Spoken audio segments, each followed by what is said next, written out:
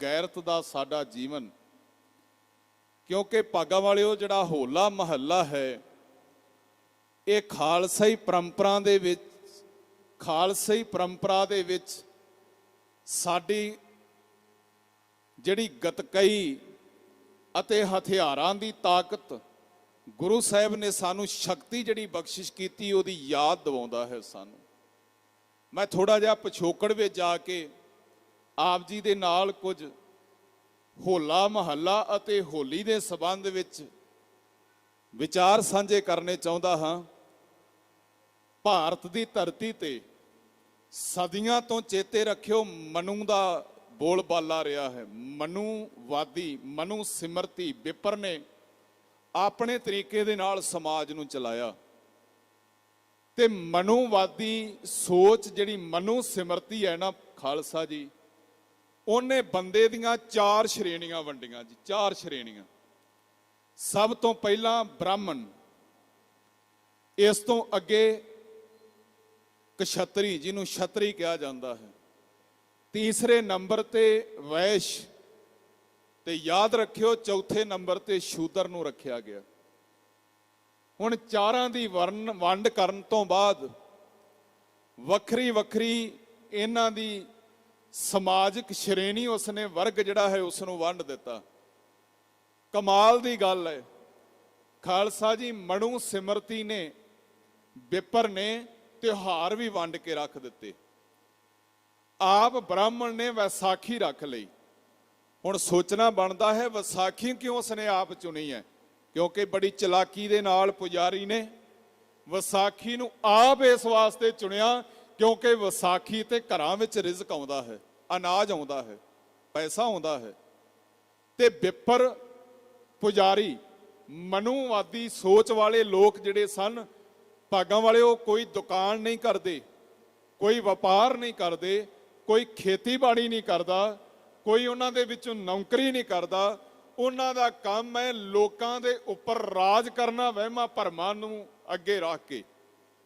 ते वैसाखी ते आपां अज भी जानते हैं साल बाद बड़े चाव दे नाल अनाज नूं ध्यान विच रख के हर बंदा समाज दे विच जुड़िया जिहड़ा इहनूं आमदन दा दिन मनदा है। एक पक्ष ये भी है इसका। हुण ब्राह्मण ने पुजारी ने आप रख लिया जी वैसाखी दा त्योहार, कहंदा ये मेरे वास्ते है। अगे चल गए आपां। इस तो अगे आउंदा है कछत्री छतरी। उन्हें छतरी नूं दे दिता, कहन लगा तू दशहरा मनाएगा। तीसरा इस तो अगे आउंदा है जी वैश्य। वैश्य नूं क्या कहन लगा तू दिवाली मना। ते शूदर दे हिस्से रख दिती सिर्फ होली। हुण सोचना बनता है संगत जी होली दा पिछोकड़ की है। धन श्री गुरु ग्रंथ साहिब महाराज जी दी पावन बाणी दे अंदर होली दा जिक्र किया गया है। होली कीनी संत सेव रंग लागा बहु अत देव। बाबे ने बाणी विच इह बचन वरतिया है।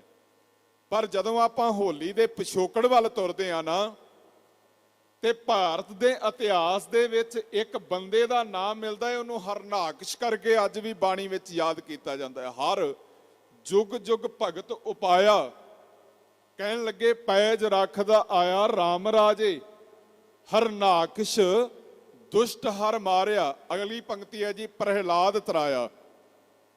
हुणे जदों जिक्र आपां बाणी विचों सरवण करदे आ हरनाकश एक राजा सी जी। ਇਹਦੀ ਭੈਣ ਦਾ ਨਾਂ ਸੀ ਹੋਲਕਾ। ਹੁਣ ਕਰਨੀ ਪਰਮੇਸ਼ਰ ਦੀ ਹਰਨਾਕਸ਼ ਦੇ ਘਰ ਦੇ ਵਿੱਚ ਜਿਹੜਾ ਬੱਚਾ ਪੈਦਾ ਹੋਇਆ ਨਾ ਭੈਣੋ ਵੀਰੋ ਉਹਦਾ ਨਾਮ ਸੀ ਪ੍ਰਹਿਲਾਦ। ਪਰ ਸੱਚ ਇਹ ਹੈ ਆਪਣੇ ਪਿਤਾ ਦੀ ਸੋਚ ਤੋਂ ਬਾਗੀ ਸੀ ਪ੍ਰਹਿਲਾਦ। ਜਿਵੇਂ ਜਿਵੇਂ ਉਹ ਪਲ ਰਿਹਾ ਸੀ ਵੱਡਾ ਹੋ ਰਿਹਾ ਸੀ ਅੱਗੇ ਵਧ ਰਿਹਾ ਸੀ ਨਾ ਉਹ ਪਿਤਾ ਦੇ ਅੱਗੇ ਰੋੜਾ ਬਣ ਰਿਹਾ ਸੀ, ਕਿਉਂਕਿ ਉਹਦੀਆਂ ਗੱਲਾਂ ਨਾਲ ਉਹ ਸਹਿਮਤ ਨਹੀਂ ਸੀ। ਕਿਉਂਕਿ हरनाकश दुराचारी सी, अपराधी सी, जालम बिरती दा बंदा सी, लोकां दे हक मारदा सी। हरनाकश प्रजा ते जुल्म करदा सी, चेते रखियो। पर ओहदे घर विच पैदा होया ओहदा पुत्र प्रहलाद ओहदा डट के विरोध करदा सी, जिन्हों बागी सोच दा मालिक कहा जाता है। उन्हें बड़े यतन किए। सतगुर दी बाणी दा वचन है संडा मरका जाए पुकारे। ਹੁਣ ਸੰਡਾ ਤੇ ਮਰਕਾ ਦੋ ਨੇ ਉਸਤਾਦ ਬੰਦੇ ਵੀ ਉਹਦੇ ਤੇ ਨਿਯੁਕਤ ਕੀਤੇ ਕਿ ਇਹਨੂੰ ਸਮਝਾਓ, ਇਹ ਮੇਰੇ ਆਖੇ ਲੱਗੇ। ਜੇ ਮੇਰੇ ਰਾਜ ਭਾਗ ਦਾ ਮਾਲਕ ਬਣਨਾ ਹੈ ਤੇ ਮੇਰੇ ਅਨੁਸਾਰ ਚੱਲਣਾ ਸ਼ੁਰੂ ਕਰ ਦਵੇ। ਪਰ ਇੱਕ ਗੱਲ ਯਾਦ ਰੱਖਣਾ ਖਾਲਸਾ ਜੀ, ਸੱਚ ਛੋਟੀ ਉਮਰ ਦੇ ਵਿੱਚ ਵੀ ਪੈਦਾ ਹੋ ਜਾਂਦਾ ਹੈ। ਸੱਚ ਕਈ ਵਾਰ ਬਜ਼ੁਰਗੀ ਵਿੱਚ ਜਾ ਕੇ ਵੀ ਜੀਵਨ ਅੰਦਰ ਪ੍ਰਗਟ ਨਹੀਂ ਜੀ ਹੁੰਦਾ।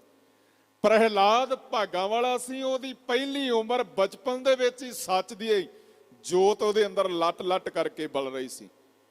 ਉਹਨੇ ਆਪਣੇ ਪਿਤਾ ਦਾ ਵਿਰੋਧ ਜਾਰੀ ਰੱਖਿਆ। ਇੱਕ ਪਲੈਨਿੰਗ ਬਣਾਈ ਗਈ ਹਰਨਾਕਸ਼ ਵੱਲੋਂ। ਉਹਨੇ ਆਪਣੀ ਭੈਣ ਹੋਲਕਾ, ਹੁਣ ਕਿਹਾ ਜਾਂਦਾ ਹੈ ਜੀ ਹੋਲਕਾ ਦੇ ਬਾਰੇ ਕਿ ਉਹਨੇ ਵਰ ਲਿਆ ਹੋਇਆ ਸੀ ਕਿ ਉਹਨੂੰ ਸੜੇਗੀ ਨਹੀਂ, ਅੱਗ ਉਹਦਾ ਨੁਕਸਾਨ ਨਹੀਂ ਕਰੇਗੀ। ਹੋਲਕਾ ਨੂੰ ਚੁਣਿਆ ਗਿਆ। ਹੋਲਕਾ ਨੇ ਕਿਹਾ ਮੈਂ ਪ੍ਰਹਿਲਾਦ ਨੂੰ ਲੈ ਕੇ ਅੱਗ ਵਿੱਚ ਬੈਠਾਂਗੀ। ਇਹ ਕਹਾਣੀ ਹੈ ਜੀ, ਇਹ ਪਿਛੋਕੜ ਹੈ ਹੋਲੀ ਦਾ। ਮੈਂ ਲੈ ਕੇ ਆਪਣੇ ਇਸ ਭਤੀਜੇ ਨੂੰ ਅੱਗ ਵਿੱਚ ਬੈਠਾਂਗੀ। ਮੈਂ ਕਿਹੜਾ ਸੜਨਾ ਹੈ, ਜਦੋਂ ਅੱਗ ਸਾੜੇਗੀ ਇਹ ਸੜ ਜਾਵੇਗਾ, ਮੇਰਾ ਤਾਂ ਅੱਗ ਨੇ ਨੁਕਸਾਨ ਹੀ ਨਹੀਂ ਕਰਨਾ। ਇਸੇ ਤਰ੍ਹਾਂ ਹੀ ਹੋਇਆ। ਜਦੋਂ ਹੋਲਕਾ ਹਰਨਾਕਸ਼ ਦੀ ਭੈਣ ਪ੍ਰਹਿਲਾਦ ਦੀ ਭੂਆ ਆਪਣੇ ਭਤੀਜੇ ਨੂੰ ਲੈ ਕੇ ਅੱਗ ਵਿੱਚ ਬੈਠਦੀ ਹੈ, ਸਤਿਗੁਰ ਦੀ ਪਾਵਨ ਬਾਣੀ ਦਾ ਬੋਲ ਹੈ, ਹੋਲਕਾ ਸੜ ਜਾਂਦੀ ਹੈ ਤੇ ਪ੍ਰਹਿਲਾਦ ਦਾ ਵਾਲ ਵੀ ਵਿੰਗਾ ਨਹੀਂ ਜਿਉਂਦਾ। ਆਖੋ ਸਤਨਾਮ ਸ਼੍ਰੀ ਵਾਹਿਗੁਰੂ। ਹੁਣ ਪ੍ਰਹਿਲਾਦ ਤਰਾਇਆ ਬਾਬੇ ਨੇ ਬਾਣੀ ਵਿੱਚ ਕਿਹਾ, ਹਰਨਾਕਸ਼ ਦੁਸ਼ਟਾਰ ਮਾਰਿਆ, ਪ੍ਰਹਿਲਾਦ ਬਚ ਜਾਂਦਾ ਹੈ, ਭੈਣ ਹੋਲਕਾ ਉਹਦੀ ਸੜ ਜਾਂਦੀ ਹੈ। ਇਹ ਬੜੀ ਲੰਮੀ ਚੌੜੀ ਪੁਰਾਣ ਕਥਾ ਹੈ, ਕਹਾਣੀ ਹੈ। ਆਪਾਂ ਇੱਧਰ ਨਹੀਂ ਜਾਂਦੇ, ਆਪਾਂ ਗੱਲ ਕਰਾਂਗੇ ਜੀ ਹੋਲੇ ਮਹੱਲੇ ਨਾਲ ਸਾਨੂੰ ਗੁਰਦੇਵ ਪਿਤਾ ਨੇ ਕਿਉਂ ਜੋੜਿਆ। ਹੁਣ ਜਿੱਥੇ ਹੋਲਕਾ ਸੜੀ ਸੀ ਨਾ, ਪ੍ਰਹਿਲਾਦ ਦੀ ਭੂਆ ਤੇ ਹਰਨਾਕਸ਼ ਦੀ ਭੈਣ ਜਿਹੜੀ ਉਹ ਰਾਖ ਸੀ ਨਾ, ਉਹ ਰਾਖ ਚੁੱਕ ਕੇ ਜਦੋਂ ਲੋਕਾਂ ਨੇ ਉਹਦੀ ਵਰਤੋਂ ਕੀਤੀ, ਦੁਰਵਰਤੋਂ ਕੀਤੀ, ਉਹਨੂੰ ਆਪਣੇ ਸਿਰ ਵਿੱਚ ਪਾਇਆ, ਉਡਾਇਆ। ਹਰ ਸਾਲ ਇਹ ਕਰਮ ਕਰਦੇ ਸਨ ਤੇ ਇਹਨੂੰ ਯਾਦ ਰੱਖਣਾ, ਉਹ ਆਪਣਾ ਤਿਉਹਾਰ ਬਣਾ ਲਿਆ। ਇੱਥੋਂ ਹੋਲੀ ਪ੍ਰਗਟ ਹੋ ਗਈ। ਗੁਰੂ ਨਾਨਕ ਸਾਹਿਬ ਮਹਾਰਾਜ ਸੱਚੇ ਪਾਤਸ਼ਾਹ ਦੇ ਘਰ ਨੇ ਵੇਖਿਆ ਸਦੀਆਂ ਹੋ ਗਈਆਂ ਨੇ ਲੋਕਾਂ ਨੂੰ ਇਹ ਘੱਟਾ ਮਿੱਟੀ ਚਿੱਕੜ ਉਡਾ ਕੇ ਇੱਕ ਦੂਜੇ ਦੇ ਸਿਰ ਵਿੱਚ ਪਾਉਂਦੇ ਨੇ, ਪ੍ਰਾਪਤੀ ਤਾਂ ਇਹਦੇ ਵਿੱਚੋਂ ਕੁਝ ਨਹੀਂ ਹੁੰਦੀ। ਦਸ਼ਮੇਸ਼ ਪਿਤਾ ਗੁਰੂ ਗੋਬਿੰਦ ਸਿੰਘ ਮਹਾਰਾਜ ਜੀ ਨੇ ਆਨੰਦਪੁਰ ਦੀ ਧਰਤੀ ਤੇ ਜਦੋਂ ਗੁਰੂ ਨਾਨਕ ਸਾਹਿਬ ਦੇ ਘਰ ਨੂੰ ਸਦੀਆਂ ਹੋ ਗਈਆਂ, ਅਸੀਂ ਦੇਖਦੇ ਹਾਂ ਕਿ ਲੋਕ ਤਿਉਹਾਰ ਮਨਾਉਂਦੇ ਨੇ ਹੋਲੀ ਦਾ, ਪਰ ਪ੍ਰਾਪਤੀ ਕੁਝ ਨਹੀਂ। ਜ਼ਿੰਦਗੀ ਤਾਂ ਗੁਲਾਮਾਂ ਤੋਂ ਵੀ ਮਾੜੀ ਬਤੀਤ ਕਰ ਰਹੇ ਨੇ, ਕਿਉਂਕਿ ਬੰਦੇ ਨੂੰ ਆਜ਼ਾਦੀ ਨਹੀਂ ਸੀ, ਇੱਥੇ ਜਿਉਣ ਦਾ ਹੱਕ ਨਹੀਂ ਸੀ। ਸਭ ਤੋਂ ਵੱਡੀ ਗੱਲ ਯਾਦ ਰੱਖਿਓ, ਹੱਕ ਜਿਉਣ ਦਾ ਹੀ ਬੰਦੇ ਦੇ ਕੋਲੋਂ ਖੋਇਆ ਹੋਇਆ ਸੀ। ਗੁਲਾਮੀ ਦੀ ਜ਼ਿੰਦਗੀ ਲੋਕ ਬਤੀਤ ਕਰ ਰਹੇ ਸਨ, ਜਿਨ੍ਹਾਂ ਦੇ ਅੰਦਰੋਂ ਇਹ ਆਵਾਜ਼ ਆਉਂਦੀ ਸੀ, ਹਮ ਤੋਂ ਤੋਲਣ ਜਾਣੇ ਤਕੜੀ, ਨੰਗੀ ਕਰਦ ਕਬੂ ਨਹੀਂ ਪਕੜੀ, ਚਿੜੀ ਉੱਡੇ ਡਰ ਸਰ ਮਰ ਜਾਏ, ਮੁਗਲੋਂ ਸੇ ਕੈਸੇ ਲੜ ਪਾਏ। ਗੁਰੂ ਗੋਬਿੰਦ ਸਿੰਘ ਮਹਾਰਾਜ ਜੀ ਦੇ ਸਾਹਮਣੇ ਉਹਨਾਂ ਲੋਕਾਂ ਨੇ ਆਪਣੀ ਕਮਜ਼ੋਰੀ ਜ਼ਾਹਰ ਕੀਤੀ, ਕਹਿਣ ਲੱਗੇ ਦਾਤਾ ਅਸੀਂ ਤਾਂ ਚਿੜੀਆਂ ਵਰਗਿਆਂ ਪੰਛੀਆਂ ਤੋਂ ਡਰਨ ਵਾਲੇ, ਤਰਬਕਣ ਵਾਲੇ ਲੋਕ ਆ, ਅਸੀਂ ਕਿਵੇਂ ਇਹਨਾਂ ਹਾਕਮਾਂ ਦੇ ਤੇ ਇਹਨਾਂ ਹਕੂਮਤ ਦੇ ਜ਼ੁਲਮ ਦੇ ਖਿਲਾਫ ਖਲੋ ਸਕਦੇ ਆ। ਸੱਚੇ ਪਾਤਸ਼ਾਹ ਹਜ਼ੂਰ ਨੇ ਕਿਹਾ, ਕਹਿਣ ਲੱਗੇ ਅੱਜ ਤੋਂ ਬਾਅਦ ਹੋਲੇ ਮਹੱਲੇ ਵਾਲੇ ਦਿਨ ਐਲਾਨ ਕੀਤਾ, ਕਹਿਣ ਲੱਗੇ ਕੋਈ ਆਪਣੇ ਉੱਪਰ ਰੰਗ ਨਹੀਂ ਪਾਵੇਗਾ। ਮੈਂ ਇੱਕ ਬੇਨਤੀ ਕਰਦਾ ਜਾਵਾਂ, ਆ ਜਿਹੜਾ ਅੱਜ ਵੀ ਬੜੇ ਦੁੱਖ ਦੀ ਗੱਲ ਹੈ, ਆਨੰਦਪੁਰ ਸਾਹਿਬ ਦੀ ਧਰਤੀ ਤੇ ਜਾਣ ਆਉਣ ਵਾਲੀ ਸੰਗਤ ਇੱਕ ਦੂਜੇ ਉੱਪਰ ਰੰਗ ਪਾਉਂਦੀ ਹੈ ਨਾ, ਯਾਦ ਰੱਖਣਾ ਗੁਰਬਾਣੀ ਨੇ ਇਹਨਾਂ ਕ੍ਰੀਤੀਆਂ ਤੋਂ ਸਾਨੂੰ ਸਦੀਆਂ ਹੋ ਗਈਆਂ ਨੇ ਖਹਿੜਾ ਛਡਵਾਇਆ, ਪਰ ਅੱਜ ਵੀ ਪਤਾ ਨਹੀਂ ਕੀ ਮਜਬੂਰੀ ਹੈ, ਕੀ ਕਾਰਨ ਹੈ, ਕਿਹੜੇ ਭਰਮ ਦੇ ਨਾਲ ਜੁੜ ਗਏ, ਅੱਜ ਵੀ ਇੱਕ ਦੂਜੇ ਦੇ ਉੱਪਰ ਬਹੁਤੇ ਰੰਗ ਹੀ ਪਾਈ ਜਾ ਰਹੇ ਨੇ। ਹਾਲਾਂਕਿ ਸਤਿਗੁਰ ਬਾਣੀ ਅੰਦਰ ਕਹਿੰਦੇ ਨੇ ਲਾਲ ਰੰਗ ਤਿਸ ਕੋ ਲੱਗਾ। ਹੁਣ ਲਾਲ ਰੰਗ ਦਾ ਅਰਥ ਕੀ ਹੈ? ਇਹਦੇ ਅਰਥ ਕੀ ਬਣਦੇ ਨੇ ਸੰਗਤ ਜੀ? ਇਹਦੇ ਅਰਥ ਨੇ ਪਿਆਰ ਵਾਲਾ ਰੰਗ। ਅਗਲੇ ਬੋਲ ਪੜੋ ਸਤਿਗੁਰ ਦੀ ਬਾਣੀ ਦੇ, ਜਾਂ ਕੋ ਹਰ ਰੰਗ ਲਾਗੋ ਇਸ ਜੁਗ ਮੈਂ, ਸੋ ਕਹੀਅਤ ਹੈ ਸੂਰਾ। ਕਹਿਣ ਲੱਗੇ ਸੂਰਮਾ ਹੋਏ ਜਿਹਨੂੰ ਰੱਬ ਦੇ ਭੈ ਦਾ, ਡਰ ਦਾ, ਵਾਹਿਗੁਰੂ ਦੇ ਗੁਣਾਂ ਦੇ ਪਿਆਰ ਦਾ ਰੰਗ ਜੀਵਨ ਵਿੱਚ ਲੱਗ ਜਾਂਦਾ ਹੈ। ਹਾਲਤ ਤਾਂ ਇਹ ਹੋ ਗਈ ਕਿ ਗੁਰਬਾਣੀ ਦਾ ਰੰਗ ਹੋ ਸਕਦਾ ਚੜਿਆ ਨਾ ਹੋਵੇ, ਗੁਰੂ ਦੇ ਖੰਡੇ ਬਾਟੀ ਦੀ ਪੌਲ ਅਣਖ ਗੈਰਤ ਦਾ ਰੰਗ ਹੱਕ ਸੱਚ ਦੀ ਜ਼ਿੰਦਗੀ ਜਿਉਣ ਵਾਲਾ ਰੰਗ ਹੋ ਸਕਦਾ ਚੜਿਆ ਨਾ ਹੋਵੇ, ਬਸ ਬਾਹਰ ਦੇ ਰੰਗ ਦੇ ਵਿੱਚ ਅੱਜ ਵੀ ਬੰਦਾ ਮਸਤ ਹੈ। ਤੇ ਪਾਵਨ ਬਾਣੀ ਅੰਦਰ ਮਹਾਰਾਜ ਸਾਹਿਬ ਕਹਿੰਦੇ ਨੇ, ਜਾਲੋ ਐਸੀ ਰੀਤ ਜਿਤ ਮੈਂ ਪਿਆਰਾ ਵਿਸਰੈ, ਨਾਨਕ ਸਾਈ ਭਲੀ ਪ੍ਰੀਤ ਜਿਤ ਸਾਹਿਬ ਸੇਤੀ ਪਤ ਰਹੇ। ਹੁਣ ਪਤ ਦਾ ਅਰਥ ਕੀ ਹੈ? ਪਤ ਦਾ ਅਰਥ ਹੈ ਇੱਜ਼ਤ। ਯਾਦ ਰੱਖਣਾ, ਸਹਿਜੇ ਹੀ ਆਪਾਂ ਇਹ ਸੈਂਸ ਰੱਖਦੇ ਨੇ ਸਾਡੇ ਅੱਜ ਪੜ੍ਹੇ ਲਿਖੇ ਬੱਚੇ ਕਿ ਜਿਹੜੇ ਕੰਮ ਕੀਤਿਆਂ ਸਾਨੂੰ ਉਹਦੇ ਵਿੱਚੋਂ ਇੱਜ਼ਤ ਨਹੀਂ ਮਿਲਦੀ, ਉਹ ਕਰਮ ਕਰਨ ਦਾ ਫਾਇਦਾ ਹੀ ਕੀ ਹੈ? ਜਿਹੜਾ ਕੰਮ ਬਾਰ-ਬਾਰ ਕੀਤਿਆਂ ਉਹਦੇ ਚੋਂ ਇੱਜ਼ਤ ਨਹੀਂ ਮਿਲ ਰਹੀ, ਸਤਿਕਾਰ ਨਹੀਂ ਮਿਲ ਰਿਹਾ, ਉਹ ਕੰਮ ਕਰਨ ਦਾ ਲਾਭ ਕੋਈ ਨਹੀਂ ਹੈ। ਯਾਦ ਰੱਖਣਾ ਖਾਲਸਾ ਜੀ, ਸਾਨੂੰ ਗੁਰਦੇਵ ਪਿਤਾ ਨੇ ਗੁਣਾਂ ਦਾ ਰੰਗ ਦਿੱਤਾ ਸੀ। ਸਤਿਗੁਰੂ ਗੁਰੂ ਗੋਬਿੰਦ ਸਿੰਘ ਮਹਾਰਾਜ ਜੀ ਨੇ ਐਲਾਨ ਕੀਤਾ, ਕਹਿਣ ਲੱਗੇ ਮੇਰੇ ਸਿੱਖ ਅੱਜ ਤੋਂ ਬਾਅਦ ਕੱਚਾ ਰੰਗ ਨਹੀਂ ਪਾਉਣਗੇ। ਹੁਣ ਕੱਚਾ ਰੰਗ ਕਿਹੜਾ ਹੈ? ਕੱਚਾ ਰੰਗ ਕੁਸੁੰਭ ਕਾ ਥੋੜੜਿਆਂ ਦਿਨ ਚਾਰ ਜਿਓ। ਕੱਚਾ ਰੰਗ ਹੈ ਜਿਹੜਾ ਲਹਿ ਜਾਂਦਾ ਹੈ, ਕੁਸੁੰਭੇ ਦਾ ਰੰਗ, ਪਾਣੀ ਮਾਰਿਆ ਲੈਂਦਾ ਹੈ, ਗਰਮੀ ਨਾਲ ਉੱਡ ਜਾਂਦਾ ਹੈ, ਸਮਾਂ ਪੈ ਕੇ ਫਿੱਕਾ ਹੋ ਜਾਂਦਾ ਹੈ। ਪਰ ਬਾਬੇ ਨੇ ਬਾਣੀ ਵਿੱਚ ਇੱਕ ਭੈਣੋ ਵੀਰੋ ਰੰਗ ਦਿੱਤਾ ਸਾਨੂੰ, ਪਿਆਰ ਦਾ ਰੰਗ। ਉਸ ਰੰਗ ਨੂੰ ਸਾਹਿਬ ਨੇ ਕਿਹਾ ਮਜੀਠ ਦਾ ਰੰਗ। ਮਜੀਠ ਦਾ ਰੰਗ, ਪੱਕੇ ਰੰਗ ਵਾਸਤੇ ਮਜੀਠ ਸ਼ਬਦ ਵਰਤਿਆ ਹੈ। ਖੈਰ ਇੱਕ ਵੱਖਰਾ ਵਿਸ਼ਾ ਹੈ। ਹਜ਼ੂਰ ਨੇ ਐਲਾਨ ਕੀਤਾ, ਕਹਿਣ ਲੱਗੇ ਸਾਡੇ ਸਿੱਖ ਅੱਜ ਤੋਂ ਬਾਅਦ ਹਥਿਆਰਾਂ ਦਾ ਅਭਿਆਸ ਕਰਨਗੇ। ਹੋਲਾ ਮਹੱਲਾ, ਮਹੱਲਾ ਕਿਹਾ ਗਿਆ ਉਸ ਜਗ੍ਹਾ ਨੂੰ ਜਿੱਥੇ ਗੁਰੂ ਗੋਬਿੰਦ ਸਿੰਘ ਮਹਾਰਾਜ ਜੀ ਨੇ ਆਪਣੀ ਸਰੀਰਕ ਹਯਾਤੀ ਦੇ ਵਿੱਚ, ਆਪਣੀ ਮੌਜੂਦਗੀ ਦੇ ਵਿੱਚ ਪਹਿਲੀ ਵਾਰ ਦੋ ਜਥੇ ਬਣਾ ਕੇ ਸਿੱਖਾਂ ਦੇ ਨਾਲ ਉਹਨਾਂ ਦੋਨਾਂ ਦਾ ਮੁਕਾਬਲਾ ਕਰਾਇਆ ਆਪਸ ਵਿੱਚ। ਤਵਾਰੀਖ ਦੇ ਪੰਨੇ ਪੜ੍ਹੀਏ, ਉਸ ਜਗ੍ਹਾ ਦਾ ਨਾਮ ਮਿਲਦਾ ਹੈ ਗੁਰਦੁਆਰਾ ਆਗਮਗੜ੍ਹ ਸਾਹਿਬ। ਅੱਜ ਵੀ ਗੁਰਦੁਆਰਾ ਲੋਹਗੜ੍ਹ ਦੇ ਅਗਲੇ ਪਾਸੇ ਫਤਿਹਗੜ੍ਹ, ਲੋਹਗੜ੍ਹ, ਤਾਰਾਗੜ੍ਹ, ਨਰਮੋਹਗੜ੍ਹ ਤੇ ਲੋਹਗੜ੍ਹ, ਜਿਹੜੇ 5 ਕਿਲੇ ਗੁਰੂ, ਇਸੇ ਤਰ੍ਹਾਂ ਤਾਰਾਗੜ੍ਹ, ਲੋਹਗੜ੍ਹ, ਨਰਮੋਹਗੜ੍ਹ, ਫਤਿਹਗੜ੍ਹ ਅਤੇ ਕਿਲਾ ਆਨੰਦਗੜ੍ਹ, ਜਿਹੜੇ 5 ਕਿਲੇ ਸਤਿਗੁਰ ਨੇ ਉਹ ਸਾਰੇ ਨਾ। ਇੱਕ ਗੁਰਦੁਆਰਾ ਸਾਹਿਬ ਦਾ ਨਾਮ ਹੈ ਜੀ ਨੂਰਪੁਰ ਬੇਦੀ ਵਾਲੇ ਪਾਸੇ, ਆਨੰਦਪੁਰ ਸਾਹਿਬ ਤੋਂ ਆਈਏ ਨਾ, ਉਹ ਜਗ੍ਹਾ ਦਾ ਨਾਮ ਹੈ ਅਗੰਮਪੁਰ, ਗੁਰਦੁਆਰਾ ਅਗੰਮਪੁਰ ਸਾਹਿਬ। ਪਿੰਡ ਦਾ ਨਾਮ ਵੀ ਹੈ, ਗੁਰਦੁਆਰਾ ਵੀ ਹੈ। ਗੁਰੂ ਗੋਬਿੰਦ ਸਿੰਘ ਮਹਾਰਾਜ ਜੀ ਨੇ ਇੱਥੋਂ ਸ਼ੁਰੂਆਤ ਕੀਤੀ ਹੋਲੇ ਮਹੱਲੇ ਦੇ ਦਿਨ। ਕਿੱਦਾਂ ਦੀ ਸ਼ੁਰੂਆਤ?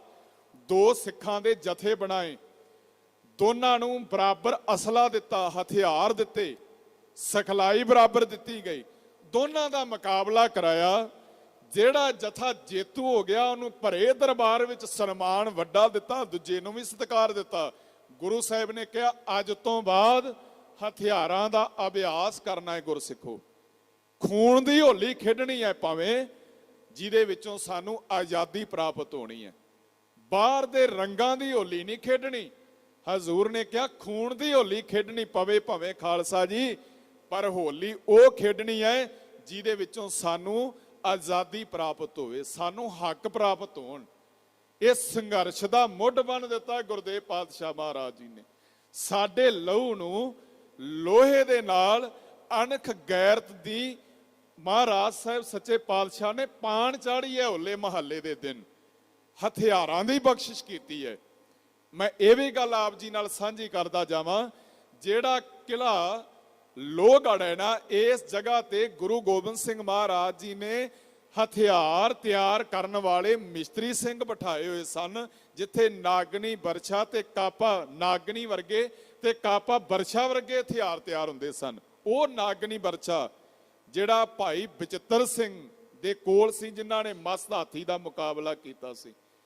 ਤੋ ਗੁਰੂ ਗੋਬਿੰਦ ਸਿੰਘ ਮਹਾਰਾਜ ਜੀ ਨੇ ਸਾਨੂੰ ਏਡੀ ਵੱਡੀ ਬਖਸ਼ਿਸ਼ ਕੀਤੀ, ਹੋਲਾ ਮਹੱਲੇ ਦੀ ਇਹ ਵਿਲੱਖਣਤਾ ਵਾਲਾ ਦਿਹਾੜਾ ਦਿੱਤਾ, ਜਿਹੜਾ ਸਾਨੂੰ ਅੱਜ ਵੀ ਗੁਰੂ ਪਿਆਰ ਦੀ ਯਾਦ ਦਿਵਾਉਂਦਾ ਹੈ। ਕਿਹੜਾ ਗੁਰੂ ਪਿਆਰ? ਜਿਹਦੇ ਵਿੱਚ ਅਸੀਂ ਆਪਣੇ ਪਰਿਵਾਰਾਂ ਅੰਦਰ ਹਥਿਆਰਾਂ ਨੂੰ ਪਿਆਰ ਕਰਨਾ ਹੈ, ਸਤਿਕਾਰ ਦੇਣਾ ਹੈ। ਅੱਜ ਬਹੁਤ ਭੈਣਾਂ ਵੀਰ ਘੱਟ ਨੇ ਜਿਹੜੇ ਪਿੰਡਾਂ ਸ਼ਹਿਰਾਂ ਦੇ ਅੰਦਰ ਵਿਚਰਦਿਆਂ ਹੋਲੇ ਮਹੱਲੇ ਵਾਲੇ ਦਿਨ ਜਾਂ ਅੱਗੋਂ ਪਿੱਛੋਂ ਜਦੋਂ ਸਮਾਂ ਮਿਲਦਾ ਹੈ ਉਹ ਦਮਾਲੇ ਬੰਨ੍ਹਦੇ ਹੋਣ। ਉਹ ਆਪਣੇ ਤਨ ਤੇ ਹਥਿਆਰ ਸਜਾਉਂਦੇ ਹੋਣ। ਕਿਉਂਕਿ ਗੁਰੂ ਗੋਬਿੰਦ ਸਿੰਘ ਮਹਾਰਾਜ ਜੀ ਨੇ ਐਲਾਨ ਕੀਤਾ ਸੀ। ਇੱਕ ਕਵੀ ਨੇ ਬੜਾ ਸੋਹਣਾ ਲਿਖਿਆ, ਕਹਿਣ ਲੱਗੇ, ਔਰਨ ਕੀ ਹੋਲੀ ਮਮ ਸਿੰਘਣ ਕਾ ਹੋਲਾ ਹੈ, ਤਨ ਪਰ ਧਾਰੋ ਸ਼ਸਤਰ ਸਦ ਹੀ ਗੁਰੂ ਗੋਬਿੰਦ ਸਿੰਘ ਬੋਲਾ ਹੈ। ਗੁਰੂ ਗੋਬਿੰਦ ਸਿੰਘ ਮਹਾਰਾਜ ਜੀ ਨੇ ਕਿਹਾ ਤਨ ਤੇ ਹਥਿਆਰ ਸਦਾ ਧਾਰਨ ਕਰਕੇ ਰੱਖਣੇ ਨੇ। ਤੋ ਗੁਰੂ ਸਵਾਰਿਓ, ਹੋਲੇ ਮਹੱਲੇ ਦਾ ਇਹ ਪਿਛੋਕੜ ਹੈ। ਜਿਨ੍ਹਾਂ ਲੋਕਾਂ ਨੇ ਆਪਣੀ ਕਮਜ਼ੋਰੀ ਜ਼ਾਹਰ ਕੀਤੀ ਸੀ ਨਾ ਕਿ ਪਾਤਸ਼ਾਹ ਅਸੀਂ ਤਾਂ ਪਸ਼ੂਆਂ ਵਾਂਗ ਜ਼ਿੰਦਗੀ ਜਿਉਂਦੇ ਆ, ਜਿਵੇਂ ਪਸ਼ੂ ਨੂੰ ਕਿੱਲੇ ਨਾਲ ਬੰਨੀ ਛੱਡੀਦਾ ਹੈ, ਨੱਕ ਵਿੱਚ ਨਕੇਲ ਪਾ ਕੇ ਮਾਲਕ ਆਪਣਾ ਗੁਲਾਮ ਬਣਾ ਕੇ ਉਹਨੂੰ ਵਰਤਦਾ ਇਹਨਾਂ ਸਦਾ। ਅਸੀਂ ਕਿਸੇ ਵੀ ਚੀਜ਼ ਦਾ ਹੱਕ ਨਹੀਂ ਰੱਖਦੇ, ਅਸੀਂ ਤਾਂ ਸਿਰ ਉੱਚਾ ਕਰਕੇ ਨਹੀਂ ਜਿਉ ਸਕਦੇ। ਪਰ ਗੁਰੂ ਗੋਬਿੰਦ ਸਿੰਘ ਮਹਾਰਾਜ ਜੀ ਨੇ ਜਦੋਂ ਇਹ ਬਖਸ਼ਿਸ਼ਾਂ ਕੀਤੀਆਂ ਤੇ ਅੰਦਰੋਂ ਆਵਾਜ਼ ਉਹਨਾਂ ਦੇ ਆਈ, ਧਰ ਲੂੰਗਾ ਹਰ ਏਕ ਕੋ ਆਗੇ, ਰੱਖ ਦੂੰਗਾ सीना चीर के आगे। पहले तो दुनिया झुकती थी तकदीर के आगे, अब तकदीर भी झुकेगी मेरी शमशीर के आगे। अंदरों आवाज आई अणख गैरत दी। एड़ी केड़ी आवाज आई? सतगुरु दे पावन बोल पढ़िए। महाराज सच्चे पातशाह जी कहन लगे, मुल खरीदी लाला गोला, मेरा नाम सुभागा, गुर की बचनी हाट बकाना, जित लाया तित लागा। हुण दस्तार बननी, तन ते हथियार धारण करने, गुरु का बाणा पाउणा, दमाला बनना, दस्तार बननी, बाणी पढ़नी, गुरुद्वारे दी सेवा करनी, लिटरेचर चंगा जिहड़ा उहदे नाल जुड़ना, अपने विरसे इतिहास नूं चेते विच रखना, यह है गुरु गोबिंद सिंह महाराज जी दी असीस। अज ध्यान मार के वेखण दी लोड़ है खालसा जी, कि असीं ये असीस संभाल पाए हाँ? ये ਉਹ ਅਸੀਸ ਹੈ, ਉਹ ਬਖਸ਼ਿਸ਼ ਹੈ ਮਹਾਰਾਜ ਜੀ ਦੇ ਘਰ ਦੀ, ਜਿਹਦੇ ਤੇ ਗੈਰ ਸਿੱਖ ਵੀ ਅੱਜ ਤੱਕ ਮਾਣ ਕਰਦੇ ਨੇ। ਇੱਕ ਬੜੀ ਪਿਆਰੀ ਕਹਾਣੀ ਹੈ, ਮੈਂ ਆਪ ਜੀ ਨਾਲ ਸਾਂਝੀ ਕਰਦਾ ਜਾਵਾਂ। ਹੁਣ ਹਥਿਆਰ, ਸ਼ਕਤੀ, ਤਾਕਤ ਹੁੰਦੀ ਤਾਂ ਸਿੱਖਾਂ ਤੋਂ ਬਿਨਾਂ ਦੂਸਰੇ ਲੋਕਾਂ ਦੇ ਕੋਲ ਵੀ ਹੈ, ਪਰ ਯਾਦ ਰੱਖਣਾ ਉਹਨਾਂ ਤੋਂ ਪਰਉਪਕਾਰ ਦੀ ਆਸ ਨਹੀਂ ਲਾਈ ਜਾ ਸਕਦੀ, ਭਲੇ ਦੀ ਆਸ ਨਹੀਂ ਲਾਈ ਜਾ ਸਕਦੀ। ਹਥਿਆਰ, ਅਹੁਦਾ, ਰੁਤਬਾ, ਤਾਕਤ, ਸ਼ਕਤੀ ਕੋਲ ਹੋਵੇ, ਭਲਾ ਕਿਹੜਾ ਬੰਦਾ ਕਰ ਸਕਦਾ ਹੈ ਜੀ? ਚੇਤੇ ਰੱਖਿਓ, ਜਿਹਦੇ ਜੀਵਨ ਦੇ ਅੰਦਰ ਗੁਰੂ ਦਾ ਪਿਆਰ ਹੋਵੇਗਾ, ਬਾਣੀ ਹੋਵੇਗੀ, ਗੁਰੂ ਦੇ ਗੁਣ ਹੋਣਗੇ, ਸਤਿਗੁਰੂ ਗੁਰੂ ਨਾਨਕ ਸਾਹਿਬ ਜੀ ਦੇ ਘਰ ਦਾ ਸਿਧਾਂਤ ਹੋਵੇਗਾ। ਚੇਤੇ ਰੱਖਿਓ, ਉਹੀ ਬੰਦਾ ਕਿਸੇ ਦਾ ਭਲਾ ਸਵਾਰ ਸਕਦਾ ਹੈ। ਨਹੀਂ ਤਾਂ ਅੱਜ ਦੀ ਤਰੀਕ ਵਿੱਚ, ਅੱਜ ਪੰਜਾਬ ਦੀ ਧਰਤੀ ਬਿਹਾਰ ਨਾਲੋਂ ਮਾੜਾ ਹਾਲ ਹੋ ਚੁੱਕਾ ਹੈ। दिन रात पिंडां शहरां दे मोड़ां दे उपर आपां देखदे हां, साडीआं धीआं भैणां दे उपर हमले हो रहे ने। कोई तेजाब नाल हमला कर रहा है, कोई चैनियां खो रहा है, कोई पर्स खो रहा है, कोई बलात्कार करदा जा रहा है, कोई किसी दे उपर हथियार नाल हमला करदा है। क्योंकि जे पल्ले बाणी ना होई, जीवन विच गुरु दा भय ना होया, गुरु नानक साहिब जी दे घर दी असीस बख्शीश ना होई, ਤੇ याद रखियो जीवन ਜ਼ਾਲਮ बन जाता है। जीवन ਦੇ ਵਿੱਚੋਂ ਜ਼ੁਲਮ ਹੀ ਫਿਰ ਝਲਕਾ ਮਾਰਦਾ ਹੈ। ਇੱਕ ਪਰਿਵਾਰ ਦੀ ਕਹਾਣੀ ਹੈ। ਕਹਿੰਦੇ ਨੇ ਮਾਂ ਤੇ ਧੀ ਦੋਨੇ ਜਾਣੀਆਂ ਘਰ ਵਿੱਚ ਸਨ, ਸਬਜ਼ੀ ਕੱਟ ਰਹੀਆਂ ਸਨ, ਘਰ ਦਾ ਘਰੇਲੂ, ਜਿਵੇਂ ਮਾਵਾਂ ਧੀਆਂ, ਨੌਵਾਂ ਤੇ ਮਾਵਾਂ ਧੀਆਂ ਪਰਿਵਾਰ ਵਿੱਚ ਬੈਠ ਕੇ ਬੀਬੀਆਂ ਭੈਣਾਂ ਅਕਸਰ ਹੀ ਸ਼ਾਮ ਦੇ ਵੇਲੇ, ਦੁਪਹਿਰ ਦੇ ਵੇਲੇ ਕੰਮ ਕਰਦੀਆਂ ਨੇ। ਹੁਣ ਮਾਵਾਂ ਧੀਆਂ ਘਰ ਦੇ ਵਿਹੜੇ ਵਿੱਚ ਬੈਠੀਆਂ ਹੋਈਆਂ ਸਬਜ਼ੀ ਚੀਰ ਰਹੀਆਂ ਸਨ, ਘਰੇਲੂ ਕੰਮ ਕਰ ਰਹੀਆਂ ਸਨ। ਹੋਇਆ ਕਿ ਮਾਂ ਦਿਆਂ ਕੰਨਾਂ ਦੇ ਵਿੱਚ ਇੱਕ ਆਵਾਜ਼ ਪਈ ਹੈ, ਬੜੀ ਭਿਆਨਕ ਆਵਾਜ਼ ਪਈ। ਕੁਝ ਖੜਕਾ ਪਿਆ, ਕੁਝ ਲਲਕਾਰਿਆਂ ਦੀ ਆਵਾਜ਼, ਕੁਝ ਚਾਂਗਰਾਂ ਦੀ ਆਵਾਜ਼, ਲਲਕਾਰਿਆਂ ਦੀ ਆਵਾਜ਼, ਕੁਝ ਭਿਆਨਕ ਆਵਾਜ਼ਾਂ ਮਾਂ ਦੇ ਕੰਨਾਂ ਵਿੱਚ ਪਈਆਂ ਨੇ। ਮਾਂ ਨੇ ਆਪਣੀ ਧੀ ਨੂੰ ਇੱਕ ਗੱਲ ਕਹੀ ਬੈਠੀ ਨੇ, ਕਹਿਣ ਲੱਗੀ, ਧੀਏ ਇਦਾਂ ਕਰ, ਆਪਣਾ ਬਾਹਰਲਾ ਜਿਹੜਾ ਦਰਵਾਜ਼ਾ ਹੈ ਨਾ ਉਹਨੂੰ ਬੰਦ ਕਰ ਦੇ। ਧੀ ਨੇ ਬਾਹਰਲਾ ਦਰਵਾਜ਼ਾ ਬੰਦ ਕਰ ਦਿੱਤਾ। ਅਜੇ ਦਰਵਾਜ਼ਾ ਬੰਦ ਕਰਕੇ ਧੀ ਆਪਣੀ ਮਾਂ ਦੇ ਕੋਲ ਬੈਠੀ ਹੈ, ਮੁਟਿਆਰ ਜਵਾਨ ਧੀ। ਇੰਨੀ ਦੇਰ ਨੂੰ ਇੱਕ ਫੌਜੀਆਂ ਦਾ ਦਸਤਾ ਦਰਵਾਜ਼ੇ ਦੇ ਅੱਗੋਂ ਦੀ ਨਿਕਲ ਜਾਂਦਾ ਹੈ। ਉਹਨਾਂ ਫੌਜੀਆਂ ਦੇ ਕੋਲ ਹਥਿਆਰ ਨੇ, ਹਥਿਆਰ ਉਹਨਾਂ ਜ਼ਰੂਰ ਆਪਣੇ ਤਨ ਤੇ ਧਾਰਨ ਕੀਤੇ ਹੋਏ ਨੇ, ਪਰ ਉਹਨਾਂ ਦਾ ਜੀਵਨ ਇੰਨਾ ਕੁਰਾਏ ਪਿਆ ਹੋਇਆ ਹੈ ਕਿ ਲਲਕਾਰੇ ਮਾਰਦੇ ਜਾ ਰਹੇ ਨੇ, ਚਾਂਗਰਾਂ ਮਾਰਦੇ ਜਾ ਰਹੇ ਨੇ, ਫੜ ਲਓ ਮਾਰ ਲਓ ਦੀਆਂ ਆਵਾਜ਼ਾਂ, ਹੰਕਾਰ ਦੀਆਂ ਆਵਾਜ਼ਾਂ ਦਿੰਦੇ ਜਾ ਰਹੇ ਨੇ। ਉਹ ਫੌਜੀਆਂ ਦਾ ਦਸਤਾ ਲੰਘ ਜਾਂਦਾ ਹੈ। ਥੋੜਾ ਸਮਾਂ ਬਤੀਤ ਹੋਇਆ, ਫਿਰ ਮਾਂ ਦੇ ਕੰਨਾਂ ਦੇ ਵਿੱਚ ਇੱਕ ਆਵਾਜ਼ ਪਈ ਹੈ। ਆਵਾਜ਼ ਪਈ ਸਤਨਾਮ ਸ਼੍ਰੀ ਵਾਹਿਗੁਰੂ ਦੀ, ਆਵਾਜ਼ ਪਈ ਇੱਕ ਓੰਕਾਰ ਸਤਿਗੁਰ ਪ੍ਰਸਾਦ ਦੀ, ਆਵਾਜ਼ ਪਈ ਬੋਲੇ ਸੋ ਨਿਹਾਲ ਸਤਿ ਸ਼੍ਰੀ ਅਕਾਲ, ਆਵਾਜ਼ ਪਈ ਨਾਨਕ ਨਾਮ ਚੜ੍ਹਦੀ ਕਲਾ ਤੇਰੇ ਭਾਣੇ ਸਰਬੱਤ ਦਾ ਭਲਾ। ਮਾਂ ਨੇ ਜਦੋਂ ਇਹ ਆਵਾਜ਼ ਸੁਣੀ ਨਾ, ਆਪਣੀ ਧੀ ਨੂੰ, ਜਵਾਨ ਨੂੰ ਕਹਿਣ ਲੱਗੀ, ਧੀਏ ਇਦਾਂ ਕਰ, ਦਰਵਾਜ਼ਾ ਖੋਲਿਆ।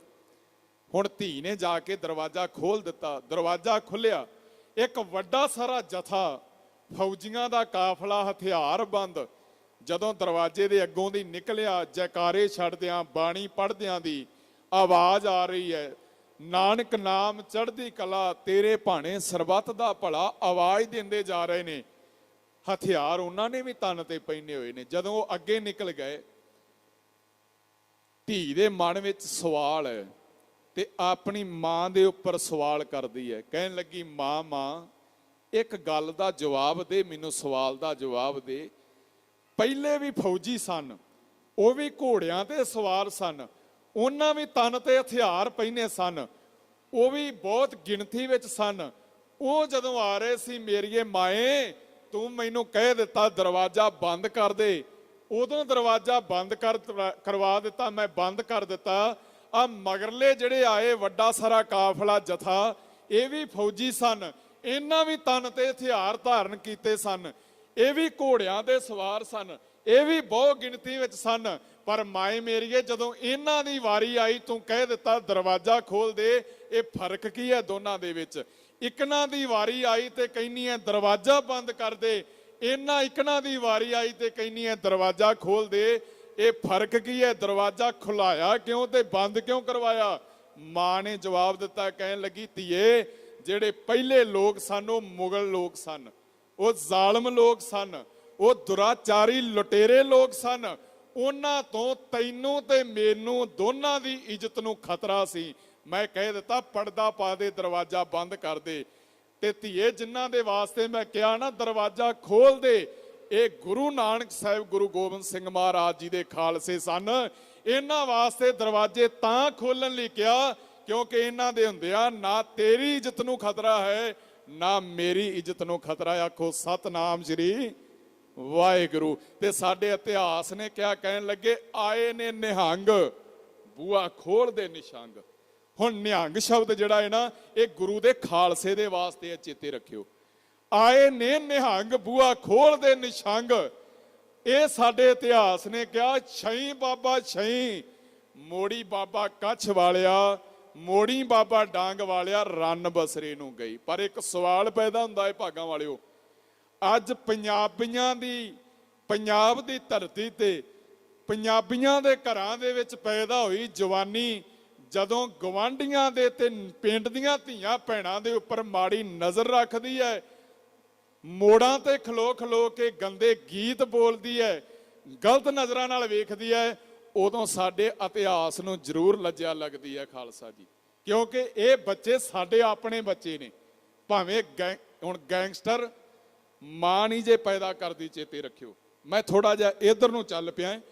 ਗੈਂਗਸਟਰ ਮਾਂ ਨਹੀਂ ਪੈਦਾ ਕਰਦੀ, ਗੁੰਡੇ ਮਾਂ ਨਹੀਂ ਜੇ ਪੈਦਾ ਕਰਦੀ, ਦੁਰਾਚਾਰੀ ਕਾਤਲ ਲੁਟੇਰੇ ਮਾਂ ਨਹੀਂ ਜੇ ਪੈਦਾ ਕਰਦੀ, ਨਸ਼ੇੜੀ ਮਾਂ ਨਹੀਂ ਜੇ ਪੈਦਾ ਕਰਦੀ। ਨਸ਼ੇੜੀ, ਗੈਂਗਸਟਰ, ਗੁੰਡੇ ਤੇ ਕਾਤਲ ਸਰਕਾਰਾਂ ਪੈਦਾ ਕਰਦੀਆਂ ਜੀ, ਗਲਤ ਸੰਗਤ ਪੈਦਾ ਕਰਦੀ ਹੈ। ਜਦੋਂ ਹੱਕ ਨਹੀਂ ਨਾ ਪ੍ਰਾਪਤ ਹੁੰਦੇ, ਉਦੋਂ ਅੱਤਵਾਦੀ ਵੀ ਪੈਦਾ ਹੁੰਦੇ ਨੇ। ਤੇ ਜਦੋਂ ਸਰਕਾਰਾਂ ਦੁਰਵਰਤੋਂ ਕਰਦੀਆਂ ਨੇ ਸਾਡੇ ਸਮਾਜ ਦੀ ਜਵਾਨੀ ਦੀ, ਉਦੋਂ ਗੈਂਗਸਟਰ ਪੈਦਾ ਕਰਦੀਆਂ ਨੇ। ਮੈਂ ਕਿੰਨਿਆਂ ਕੁ ਦਾ ਜ਼ਿਕਰ ਕਰਾਂ, ਮੈਂ ਕਿੰਨਿਆਂ ਕੁ ਦਾ ਪਿਛੋਕੜ ਤੁਹਾਡੇ ਨਾਲ ਸਾਂਝਾ ਕਰਾਂ। ਜਿੰਨਾ ਚਿਰ ਸਾਡਾ ਸਮਾਜ, ਜਿੰਨਾ ਚਿਰ ਸਾਡੇ ਪਰਿਵਾਰ, ਜਿੰਨਾ ਚਿਰ ਸਾਡੀਆਂ ਜੀਵਨੀਆਂ ਜੁੜੀਆਂ ਸੀ ਸਤਿਗੁਰ ਦੀ ਬਾਣੀ ਨਾਲ, ਇਤਿਹਾਸ ਨਾਲ, ਵਿਰਸੇ ਨਾਲ, ਉਹਨਾਂ ਚਿਰ ਸਾਡਿਆਂ ਪਰਿਵਾਰਾਂ ਵਿੱਚ, ਘਰਾਂ ਵਿੱਚ ਯੋਧੇ ਪੈਦਾ ਹੁੰਦੇ ਸੀ, ਮਰਦ ਪੈਦਾ ਹੁੰਦੇ ਸੀ, ਸ਼ਹੀਦ ਪੈਦਾ ਹੁੰਦੇ ਸਨ, ਅਣਖ ਗੈਰਤ ਵਾਲੇ ਜੀਵਨ ਪੈਦਾ ਹੁੰਦੇ ਸਨ। ਤੇ ਅੱਜ ਪੰਜਾਬ ਦੀ ਧਰਤੀ ਤੇ ਪਿੰਡਾਂ ਦੇ ਨਾਂ ਵੀ ਸ਼ਹੀਦਾਂ ਦੇ ਨਾਵਾਂ ਤੇ ਨੇ, ਭਗਤਾਂ ਦੇ ਨਾਵਾਂ ਤੇ ਨੇ, ਗੁਰਸਿੱਖਾਂ ਦੇ ਨਾਵਾਂ ਤੇ ਨੇ। ਰੋਡ ਵੱਡੇ ਤੇ ਚੱਲੋਗੇ ਤੁਹਾਨੂੰ ਗੇਟ ਬਣੇ ਹੋਏ ਦਿਖਾਈ ਦੇਣਗੇ ਸ਼ਹੀਦਾਂ ਭਗਤਾਂ ਯੋਧਿਆਂ ਗੁਰਸਿੱਖਾਂ ਸੰਤਾਂ ਮਹਾਂਪੁਰਸ਼ਾਂ ਦੇ ਨਾਵਾਂ ਤੇ। ਪਰ ਜਿਹੜੀ ਧਰਤੀ ਪੰਜਾਬ ਦੀ ਤੇ ਸਾਡਾ ਸਮਾਜ ਹਰੀ ਸਿੰਘ ਨਲੂਆ ਪੈਦਾ ਕਰਦਾ ਸੀ ਨਾ, ਬਾਬਾ ਦੀਪ ਸਿੰਘ ਵਰਗਾ ਉਹ ਜੀਵਨ ਪੈਦਾ ਕਰਦਾ ਸੀ, ਉਸ ਜੀਵਨ ਨੂੰ ਕਲੰਕ ਲਾਇਆ ਸਮੇਂ ਦੀਆਂ ਸਰਕਾਰਾਂ ਨੇ। ਸਰਕਾਰਾਂ ਦੀ ਮਾਰ ਬੜੀ ਭੈੜੀ ਮਾਰ ਹੈ ਜੀ, ਕਿਉਂਕਿ ਆਪਾਂ ਸੱਚੀ ਸਰਕਾਰ ਸਾਹਿਬ ਸ੍ਰੀ ਗੁਰੂ ਗ੍ਰੰਥ ਸਾਹਿਬ ਮਹਾਰਾਜ ਜੀ ਦੀ ਪਾਵਨ ਅਗਵਾਈ ਵਿੱਚ ਸਤਿਗੁਰ ਦੀ ਗੋਦ ਵਿੱਚ ਬੈਠੇ ਹੋਏ ਆ। ਬਾਬੇ ਨੇ ਬਾਣੀ ਅੰਦਰ ਜੋ ਸਾਨੂੰ ਦਿੱਤਾ ਉਹ ਦਿੱਤਾ ਨਿਰਭਉ ਦਾ ਸਬਕ। ਯਾਦ ਰੱਖਿਓ, ਨਿਰਵੈਰ ਦਾ ਪਾਠ ਪੜਾਇਆ, ਨਿਰਭਉ ਦਾ ਪਾਠ ਪੜਾਇਆ, ਸੱਚ ਦਾ ਪਾਠ ਪੜਾਇਆ। ਉਹ ਜੀਵਨ ਦਿੱਤਾ ਜਿਸ ਜੀਵਨ ਦੇ ਵਿੱਚੋਂ ਅਣਖ ਗੈਰਤ ਤੇ ਹੱਕ ਸੱਚ ਦੀ ਆਵਾਜ਼ ਉੱਠਦੀ ਹੈ। ਪਾਵਨ ਬਾਣੀ ਦਾ ਬੋਲ ਹੈ, ਮਹਾਰਾਜ ਸੱਚੇ ਪਾਤਸ਼ਾਹ ਕਹਿੰਦੇ ਨੇ, ਸੋ ਜੀਵਿਆ ਜਿਸ ਮਨ ਵਸਿਆ ਸੋਏ, ਨਾਨਕ ਅਵਰ ਨਾ ਜੀਵੇ ਕੋਏ। ਜੇ ਜੀਵੇ ਪਤ ਲੱਥੀ ਜਾਏ, ਸਭ ਹਰਾਮ ਜੇਤਾ ਕਿਛ ਖਾਏ। ਜੀਵਨ ਦੇ ਅੰਦਰ ਗੁਰੂ ਦਿੰਦਾ ਹੈ ਅਣਖ ਗੈਰਤ। ਜਿਹੜਾ ਹੋਲਾ ਮਹੱਲਾ ਹੈ ਨਾ, ਇਹ ਸਾਨੂੰ ਅਣਖ ਗੈਰਤ ਦਾ ਪਾਠ ਪੜਾਉਂਦਾ ਹੈ, ਸਾਨੂੰ ਆਜ਼ਾਦੀ ਦੀ ਗੱਲ ਸਿਖਾਉਂਦਾ ਹੈ। ਹੋਲਾ ਮਹੱਲਾ ਇਹ ਵੀ ਕਿਹਾ ਜਾਂਦਾ ਹੈ ਜੀ ਬਦੀ ਦੇ ਉੱਪਰ ਨੇਕੀ ਦੀ ਜਿੱਤ ਹੈ। ਗੁਰੂ ਗੋਬਿੰਦ ਸਿੰਘ ਮਹਾਰਾਜ ਜੀ ਨੇ ਪੁਰਾਤਨਤਾ ਨੂੰ ਨਵੀਨਤਾ ਦੇ ਵਿੱਚ ਲੈ ਕੇ ਆਂਦਾ। ਧੰਨ ਗੁਰੂ ਗੋਬਿੰਦ ਸਿੰਘ ਮਹਾਰਾਜ ਜੀ ਦੀਆਂ ਇਹ ਬਖਸ਼ਿਸ਼ਾਂ ਨੇ। ਅੰਗਰੇਜ਼ ਦਾ ਰਾਜ ਸੀ, ਮੈਂ ਇੱਕ ਛੋਟੀ ਜੀ ਸਾਖੀ ਕਹਿੰਦਾ ਜਾਵਾਂ। ਅੰਗਰੇਜ਼ ਦੇ ਰਾਜ ਦੇ ਸਮੇਂ ਇੱਕ ਨਾ ਨਿਹੰਗ ਸਿੰਘ ਘੋੜੇ ਦੇ ਉੱਪਰ ਚੜਿਆ ਹੋਇਆ ਜਾ ਰਿਹਾ ਸੀ। ਰਸਤੇ ਵਿੱਚ ਉਹਨੂੰ ਇੱਕ ਅੰਗਰੇਜ਼ ਅਫੀਸਰ ਮਿਲਦਾ ਹੈ। ਹੁਣ ਨਿਹੰਗ ਸਿੰਘ ਬਾਣੇ ਵਿੱਚ ਬਾਣੀ ਜਪਜੀ ਸਾਹਿਬ ਗਾਉਂਦਾ ਜਾ ਰਿਹਾ ਹੈ, ਬਾਣੀ ਦਾ ਪਾਠ ਕਰਦਾ ਜਾ ਰਿਹਾ ਹੈ, ਸਿਮਰਨ ਵਾਹਿਗੁਰੂ ਵਾਹਿਗੁਰੂ ਕਰਦਾ ਜਾ ਰਿਹਾ ਹੈ। ਘੋੜੇ ਤੇ ਚੜਿਆ ਬਾਣੀ ਦੇ ਵਿੱਚ ਬਾਣੇ ਵਿੱਚ ਰੰਗਿਆ ਹੋਇਆ ਜਾ ਰਿਹਾ ਹੈ। ਉਹਨੂੰ ਅੰਗਰੇਜ਼ ਅਫਸਰ ਮਿਲਦਾ ਹੈ। ਹੁਣ ਅੰਗਰੇਜ਼ ਬੰਦਾ ਮਿਲਦਾ ਹੈ, ਉਹਨੇ ਉਹਦਾ ਹਿਸਾਬ ਲਾਇਆ, ਵੇਖਿਆ, ਪਛਾਣਿਆ ਤੇ ਉਹਨੂੰ ਸਮਝ ਪਈ। ਕਹਿਣ ਲੱਗਾ ਕੋਈ ਆਜ਼ਾਦ ਹਸਤੀ ਹੈ, ਕੋਈ ਵੱਖਰੀ ਫੌਜ ਹੈ, ਕਿਸੇ ਵੱਖਰੇ ਰਾਜ ਦਾ ਇਹ ਅਧਿਕਾਰੀ ਹੈ।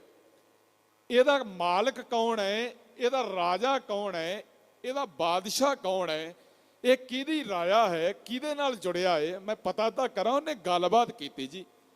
ਹੁਣ ਅੰਗਰੇਜ਼ ਬੰਦਾ ਗੁਰੂ ਕੇ ਖਾਲਸੇ ਨੂੰ ਪੁੱਛਦਾ ਹੈ, ਕਹਿਣ ਲੱਗਾ ਤੇਰਾ ਮਾਲਕ ਕੌਣ ਹੈ, ਤੇਰਾ ਓਨਰ ਬੌਸ ਕੌਣ ਹੈ, ਤੇਰਾ ਖਸਮ। ਤੇ ਨਿਹੰਗ ਸਿੰਘ ਨੇ ਆਪਣਾ ਬਰਛਾ ਉੱਪਰ ਨੂੰ ਆਕਾਸ਼ ਵੱਲ ਨੂੰ, ਅਸਮਾਨ ਵੱਲ ਨੂੰ ਸਿੱਧਾ ਖੜਾ ਕਰ ਦਿੱਤਾ। ਕਹਿਣ ਲੱਗਾ ਅਕਾਲ ਪੁਰਖ ਵਾਹਿਗੁਰੂ ਮੇਰਾ ਖਸਮ ਹੈ, ਮੇਰਾ ਮਾਲਕ ਹੈ। ਅੰਗਰੇਜ਼ ਬੰਦੇ ਨੇ ਅਗਲਾ ਸਵਾਲ ਕੀਤਾ। ਕਹਿਣ ਲੱਗਾ ਮੈਂ ਇਹ ਨਹੀਂ ਪੁੱਛਿਆ, ਗੋਡ ਨਹੀਂ ਪੁੱਛਿਆ, ਮੈਂ ਇਹ ਪੁੱਛਿਆ ਜ਼ਮੀਨ ਤੇ ਤੇਰਾ ਬਾਦਸ਼ਾਹ ਕੌਣ ਹੈ, ਤੂੰ ਕਿਹਦਾ ਸਿਪਾਹੀ ਹੈ, ਤੇਰਾ ਆਗੂ ਕੌਣ ਹੈ, ਰਾਜਾ ਕੌਣ ਹੈ ਤੇਰਾ। ਤੇ ਉਹ ਜਿਹੜਾ ਬਰਛਾ ਚੇਤੇ ਰੱਖੇ, ਉਹਨੇ ਆਕਾਸ਼ ਵੱਲ ਨੂੰ ਕਰਕੇ ਕਿਹਾ ਸੀ ਨਾ, ਅਕਾਲ ਪੁਰਖ ਮੇਰਾ ਖਸਮ ਹੈ, ਮਾਲਕ ਹੈ। ਉਹੀ ਬਰਛਾ ਉਹਨੇ ਜ਼ਮੀਨ ਵਿੱਚ ਗੱਡ ਕੇ ਕਿਹਾ। ਕਹਿਣ ਲੱਗਾ ਧਰਤੀ ਤੇ ਰਾਜਾ ਖੁਦ ਖਾਲਸਾ ਆਪ ਹੈ। ਸਾਨੂੰ ਗੁਰੂ ਗੋਬਿੰਦ ਸਿੰਘ ਨੇ ਖਾਲਸੇ ਬਣਾਇਆ। ਆਕਾਸ਼ ਵਿੱਚ ਉੱਪਰ ਵੱਲ ਮੇਰਾ ਮਾਲਕ, ਜਿਹਦੀ ਛਤਰ ਛਾਇਆ ਹੇਠ, ਜਿਹਦੀ ਰਹਿਨਮਾਈ ਹੇਠ ਚੱਲਦਾ ਹੈ, ਉਹ ਅਕਾਲ ਪੁਰਖ ਹੈ ਮੇਰਾ ਮਾਲਕ।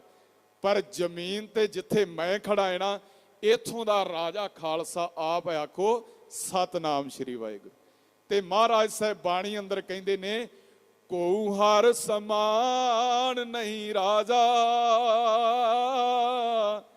ਇਹ ਭੂਪਤ ਸਭ ਦਿਵਸ ਚਾਰ ਕੇ, ਝੂਠੇ ਕਰਤ ਦਿਵਾਜਾ। ਕਹਿਣ ਲੱਗੇ ਰੱਬ ਦੇ ਬਰਾਬਰ ਕੋਈ ਰਾਜਾ ਨਹੀਂ ਹੈ। ਯਾਦ ਰੱਖਿਓ, ਗੁਰੂ ਕਿਰਪਾ ਕਰੇ। ਹੋਲਾ ਮਹੱਲਾ ਸਾਨੂੰ ਅਣਖ ਗੈਰਤ ਦੀ ਪ੍ਰੇਰਨਾ ਦਿੰਦਾ ਹੈ, ਕਿਉਂਕਿ ਸਤਿਗੁਰੂ ਪਾਤਸ਼ਾਹ ਮਹਾਰਾਜ ਜੀ ਨੇ ਸਾਨੂੰ ਸੋਹਣਾ ਜੀਵਨ ਜਿਹੜਾ ਬਖਸ਼ਿਸ਼ ਕੀਤਾ, ਉਹ ਸੀ ਬਾਣੀ ਤੇ ਬਾਣੇ ਵਾਲਾ ਜੀਵਨ। ਧੰਨ ਗੁਰੂ ਗੋਬਿੰਦ ਸਿੰਘ ਮਹਾਰਾਜ ਜੀ ਦੀਆਂ ਬੇਅੰਤ ਅਣਗਿਣਤ ਬਖਸ਼ਿਸ਼ਾਂ ਦੇ ਵਿੱਚੋਂ ਹੋਲਾ ਮਹੱਲਾ ਉਹਨਾਂ ਦੇ ਜੀਵਨ ਦੀ ਇੱਕ ਹੋਰ ਬਖਸ਼ਿਸ਼ ਸਾਡੀ ਝੋਲੀ ਵਿੱਚ ਪਾਈ ਹੈ। ਕਿਉਂਕਿ ਗੁਰੂ ਸਾਹਿਬ ਨੇ ਹਥਿਆਰਾਂ ਨੂੰ ਪਿਆਰ ਕੀਤਾ ਹੈ ਜੀ। ਆਪਾਂ ਨੂੰ ਪਤਾ ਹੈ ਕਿ ਹਥਿਆਰ ਜਿਹੜੇ ਸਤਿਗੁਰੂ ਆਪ ਵੀ ਵਰਤਦੇ ਸਨ, ਮਹਾਰਾਜ ਸਾਹਿਬ ਦੇ ਜਿਹੜੇ ਤੀਰ ਸੀ ਨਾ, ਉਹਨਾਂ ਨਾਲ ਕਦੇ ਆਪਾਂ ਆਪਣੀ ਧੀ ਨਾਲ, ਪੁੱਤਰ ਨਾਲ, ਜਵਾਨ ਬੱਚਿਆਂ ਨਾਲ ਇਹ ਗੱਲ ਕੀਤੀ ਹੈ?